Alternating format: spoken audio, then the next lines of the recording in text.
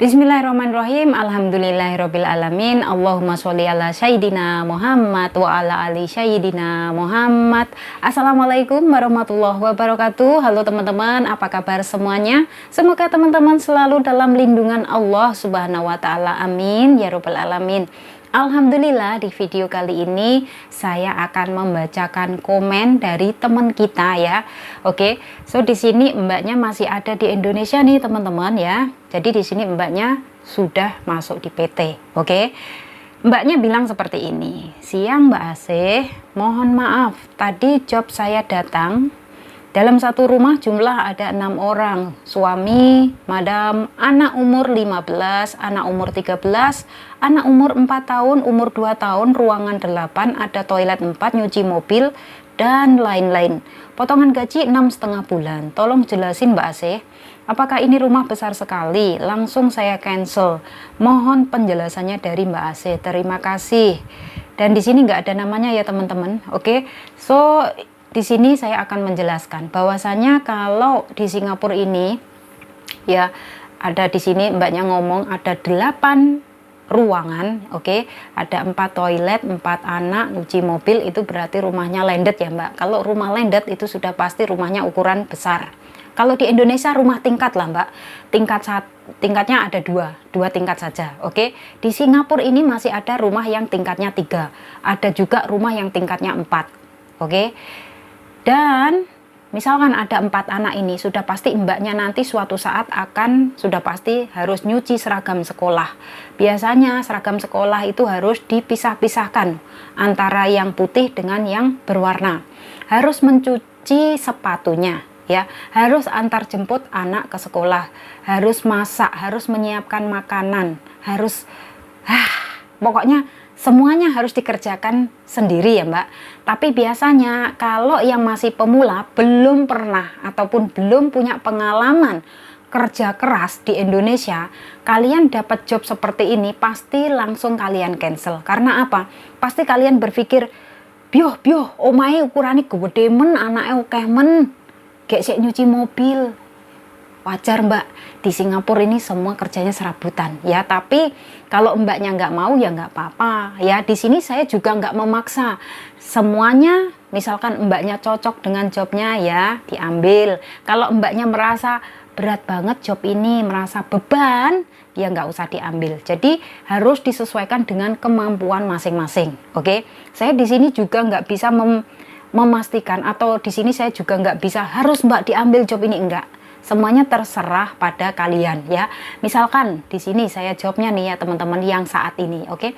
Alhamdulillah ya, karena ini adalah majikan saya yang saat ini sudah nikah lama tapi baru dikasih momongan. Jadi anaknya baru 1 ya. Alhamdulillah.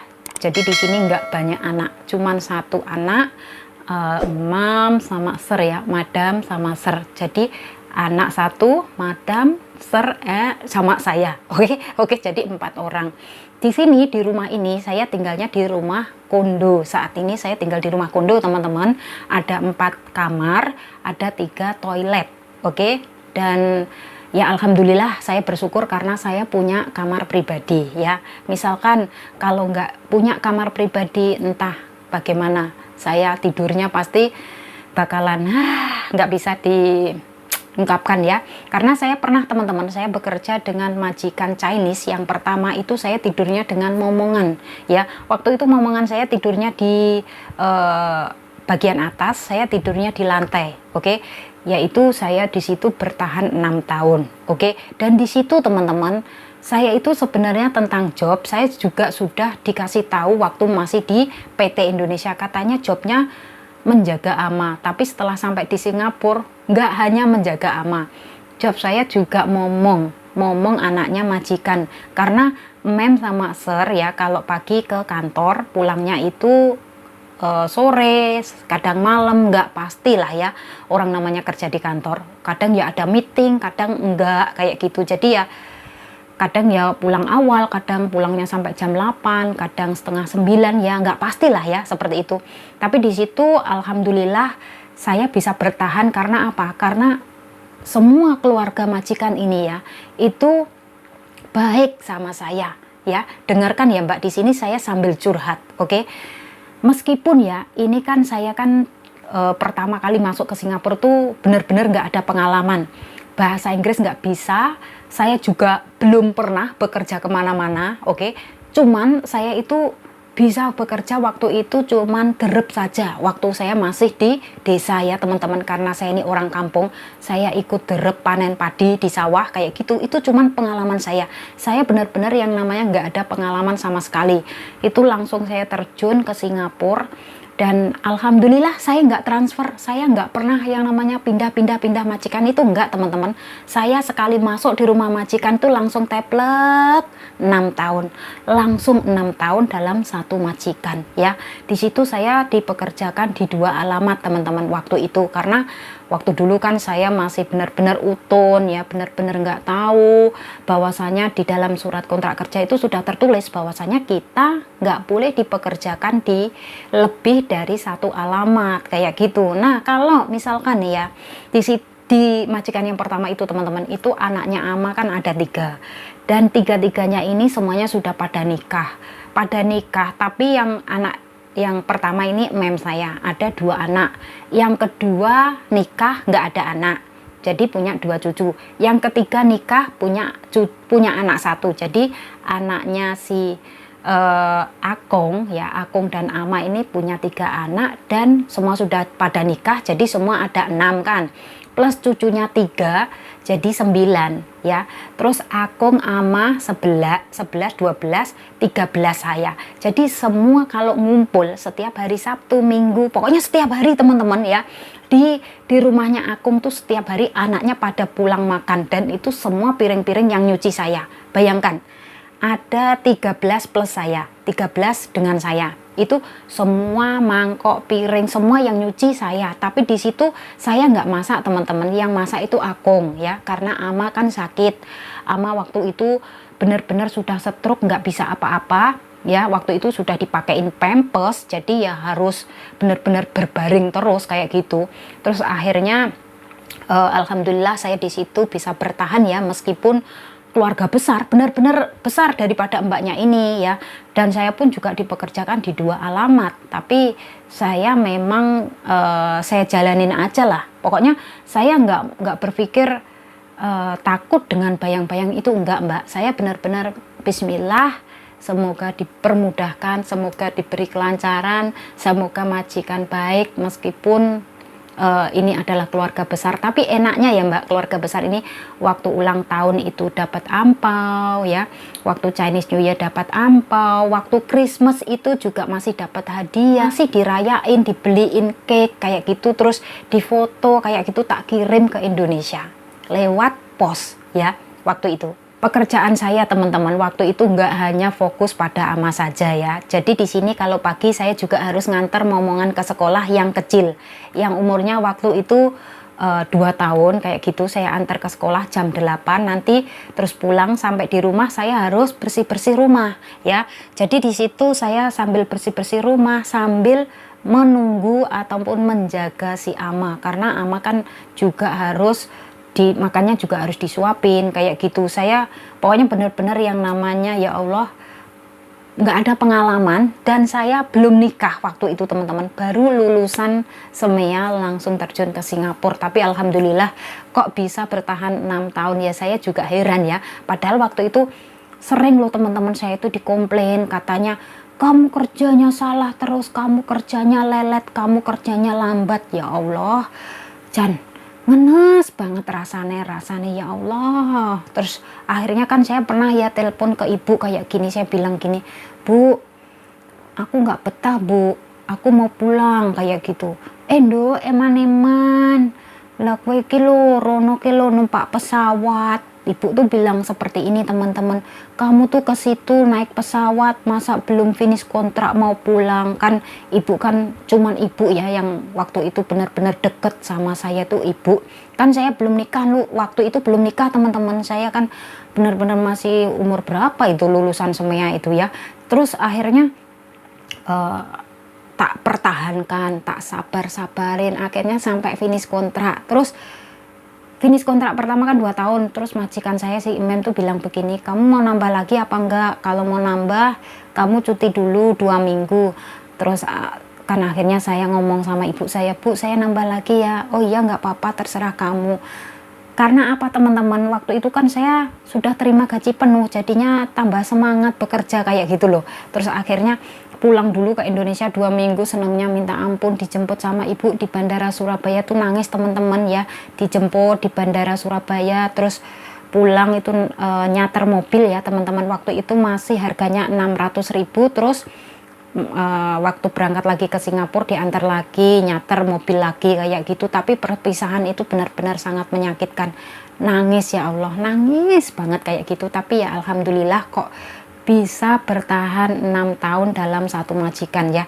Dan di sini ya buat teman-teman saya semuanya, misalkan kalian itu saat interview dapat job, misalkan nanti saya tinggalnya di rumah yang biasanya di sini memang majikan nggak akan menyebutkan nama rumahnya ya. Kalau bisa itu kalian tanya saja teman-teman, rumahnya itu apartemen atau rumahnya itu rumah landed atau rumahnya itu rumah banglo kayak gitu, harus dipertanyakan teman-teman ya. Jadi biasanya majikan cuman ngomong nanti ada 10 kamar, ada toiletnya ada 7, terus ada mobilnya 2, ada anjing kayak gitu. Wah itu benar-benar besar banget. Apalagi kalau rumahnya itu banglo ya teman-teman. Pokoknya rumah yang besar-besar itu pasti sudah ada mobil, ada taman, nanti bakalan kalian juga nyuci mobil, juga berkebun. Ya, di sini tuh banyak mbak-mbak yang tinggal di banglo, tinggalnya di landed, itu banyak sekali. Pertama kali juga mereka semua pada merasa beban ya, pada merasa ya Allah, benar-benar capek, rumahnya ukurannya besar banget. Tapi itu awal mulanya memang seperti itu mbak, tapi setelah dijalanin setiap harinya itu akan menjadi sebuah kebiasaan. Karena apa? Yang awal mulanya itu benar-benar merasa beban. Karena apa? Ya Allah, omahe gede banget ukurannya, omahe majikanku, ya Allah, piye iki? Ya Allah, aku kesel. Kayak pembantunya cuma 1, kan di situ cuma 1 pembantu ya. Misalkan ada yang 2 pembantu, iya kalau yang satunya ini mau bersahabat dengan kita. Tapi kalau nggak mau bersahabat dengan kita, kalau saya pribadi teman-teman, saya lebih memilih bekerja sendirian daripada ada temennya. Karena nggak enak. Saya dari dulu tuh nggak pernah dapat temen tuh satu rumah itu yang cocok dengan saya tuh nggak ada. Ya, pasti yang ada tuh iri kayak gitu, ngiri ya. Maksudnya saya di sini sudah bekerja keras, situnya malah mainan HP, sembunyi-sembunyi mainan HP, enak banget. Ini dalam hati sini batin teman-teman. Wah enak banget dolanan HP, aku kerja neng munggah neng dhuwur lantai dhuwur nyuci toilet, kono sing neng ngisor dolanan HP. Nggak enak teman-teman. Kalau ada teman satu rumah itu ada 2 atau 3 itu nggak enak. Jangan pernah mengambil job yang ada temen. Nggak enak, pokoknya nggak enak kita itu kerja sendirian. Oke? Jadi di sini buat teman-teman semuanya, misalkan ya kalian dapat job ya, job kalian turun interview dengan majikan, langsung bakalan dikasih tahu bagaimana tentang keadaan rumahnya, tentang keluarganya, familynya ada berapa kayak gitu. Oke? So misalkan kalian di sini benar-benar merasa beban, kalian merasa waduh, oh mak ukurannya gede banget, pasti kalian sudah membayangkan ya, wah pasti bakalan rumahnya gede banget, ini aku bakalan capek membersihkan. Iya, kalau belum dijalanin memang rasanya akan menjadi sebuah beban mbak, tapi kalau sudah dijalanin ya itu bakalan akan menjadi sebuah kebiasaan dan kalian nggak akan menjadi beban. Ya, jadi di sini misalkan ya mbak-mbak Indonesia yang masih ada di Indonesia, mbak-mbak TKW yang masih ada di Indonesia, yang mau ingin bekerja ke Singapura, ya kalian kalau memilih-milih, terlalu memilih-milih kayak gitu nanti bakalan terlalu lama tinggal di PT, ya ngulur-ngulur waktu, ya. Jadi nanti misalkan nih, yang mungkin ada majikan nih mau interview, jobnya menjaga ama.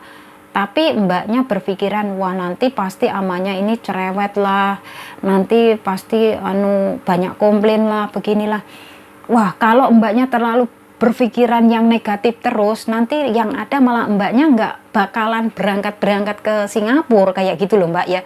Jadi di sini ya pokoknya kalau menurut saya, saran saya ya pokoknya berdoa Bismillahirrahmanirrahim ya, semoga majikan ini baik, keluarganya juga baik ya, semoga saya bisa finish kontrak. Jangan mikir yang aneh-aneh dulu mbak, jangan takut dengan bayang-bayang.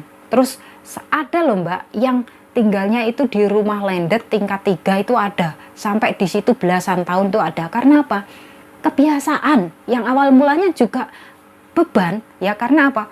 Wah, rumahnya gede banget, capek banget bersihin, tapi setelah dijalanin itu sudah menjadi kebiasaan.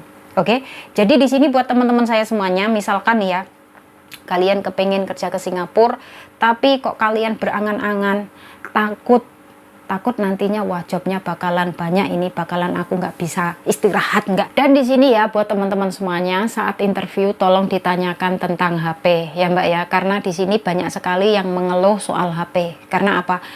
Waktu kemarin saya kan ke Raffles Place ya, ketemu dengan mbak Indonesia, itu ngomongnya seperti ini, mbak, aku loh di sini kasih HP itu cuman seminggu sekali, itu hari Sabtu pagi, Sabtu malam sudah diambil lagi. Terus di sini saya tanya, kamu memang di situ sudah berapa bulan mbak? Sudah mau hampir finish potongan, tapi mem aku bilang mbak, nanti kalau sudah selesai potongan HP-nya baru dikasihkan full time. Ya alhamdulillah mbak. Terus saya bilangnya begini, saya cuman ngasih saran, saya cuman ngasih motivasi saja ya, biar mbaknya ini enggak, maksudnya di sini mbaknya biar enggak patah semangat, kayak kasihan kan. Oke, saya bilang begini, mbak, itu mah sudah lumayan. Saya dulu 2 tahun pertama nggak ada HP mbak, 2 tahun pertama saya nggak ada libur mbak, saya bisa bertahan 6 tahun. Ini mbaknya seminggu sekali dikasih HP, lumayan. Bersyukurlah mbak, sabar mbak, sebentar lagi mbaknya dapat HP kok.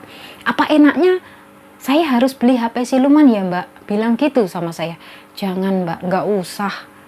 Kalau majikan mbak baik, mbak jangan sekali-kali mencoba untuk bertindak curang. Jangan mbak, sabar, disabar-sabarin. Misalkan mbak dikasih HP waktu itu, mbak ngomong ke keluarga mbak, ngomong jujur, di sini dikasih HP cuman Sabtu pagi sampai Sabtu malam. Ya, pokoknya nanti sekitar jam 9 sudah diambil sama majikan. Jadi biar keluarga yang ada di Indonesia itu ngerti posisi kita, karena kita masih baru. Kalau masih baru sudah pasti majikan menginginkan kita untuk fokus dalam bekerja, biar ngerti dulu, biar hafal dulu. Karena kalau kebanyakan HP jadinya ngeblank mbak ya. Jadi di sini semua majikan bakalan berpikiran yang sama. Terus waktu itu teman-teman, saya kan dalam 2 tahun pertama saya kan nggak ada HP. Terus di kontrak kedua saya itu mau beli HP itu, majikan bilang begini loh, kamu jangan beli HP, nanti uang kamu habis. Enggak mem, pokoknya saya harus beli HP. Kalau nggak beli HP saya malah susah sendiri. Masa tiap telepon harus turun ke bawah blok. Kalau hujan ada petir, saya sendiri yang susah. Ya, seperti itu. Jadi dari situ ya udah terserah kamu, nanti kalau uang kamu habis. Enggak lah mem, saya bisa menghandle uang saya. Saya bilangnya seperti itu teman-teman. Terus akhirnya alhamdulillah ya, akhirnya saya beli HP. Terus akhirnya waktu telepon ke ibu itu nggak perlu lagi yang namanya harus turun ke bawah blok seperti itu. Nah di sini buat kalian semuanya, misalkan kalian masih dalam tahap potongan gaji, itu masih ada sisa-sisanya ya mbak. Jadi di sini untuk yang belum tahu gimana cara transfer uang ke Indonesia, kalian bisa minta tolong sama majikan, minta tolong sama mem atau ser ya, ngomong ini sisanya tolong dikirim ke Indonesia, dikasih nomor rekening ya sama namanya siapa. Oke, so nanti jangan lupa teman-teman minta tanda bukti pengiriman. Oke, jangan sampai kalian nanti uang sudah dikirim tapi nggak ada tanda bukti, nanti kita itu cuman jaga-jaga aja ya. Jaga-jaganya begini loh mbak ya, kadang uangnya sudah saya kirim, tapi kok uangnya belum sampai di Indonesia. Ya, kalau ada tanda bukti, kita bisa komplain. Tapi kalau kita nggak punya tanda bukti, kita nggak bisa komplain, Mbak. Jadi sayang banget ya, seperti itu. Oke. So, di sini misalkan kalian juga kepengen nih ya, yang namanya misalkan beli SIM card HP, itu harus menunggu yang namanya work permit sampai jadi. Misalkan dalam waktu 1 minggu tuh work permit belum jadi, Mbak. Ya, paling maksimal ataupun ya paling minim lah, paling minim itu 2 minggu itu sudah jadi work permit. Kalau cepet itu 2 minggu sudah jadi, nanti diantar lewat pos ya, kayak gitu. Terus kalian bisa beli yang namanya SIM card itu di sini teman-teman, beli SIM cardnya di 7-Eleven ya. Jadi buat mbak-mbaknya semua, misalkan Mbak lebih baik saya pakai SIM card apa? Kalau saya pribadi teman-teman, di sini saya pakai SIM card yang namanya Starhub. Oke, jadi kalau Starhub itu memang saya suka banget. Saya dari dulu selalu pakai Starhub.